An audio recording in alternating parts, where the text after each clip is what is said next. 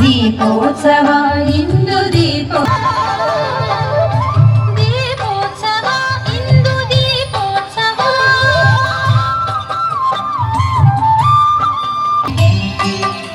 ಒಂದಲ್ಲ ಒಂದು ರೀತಿಯ ದೀಪ ಉರಿಯುತ್ತಿರುತ್ತದೆ.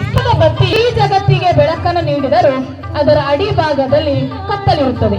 ಅದರಂತೆ ನಾವಿಂದು ನಮ್ಮ ಶಾಲಾ ವಠಾರದಲ್ಲಿ ನಮ್ಮ ವಿದ್ಯಾರ್ಥಿಗಳ ಕಾರ್ತಿಕ ಮಾಸದ ಯಾವುದೇ ದಿನವಾದರೂ ಆಚರಿಸಬಹುದು. ಆದರೂ ಈ ಹಬ್ಬವ ಮಾಸದ ಕೃತಿಕಾ ನಕ್ಷತ್ರದ ಹುಣ್ಣಿಮೆ ದೀಪಾವಳಿಯ ಮುಂದುವರಿದ ಭಾಗದಂತೆ ಆಚರಿಸ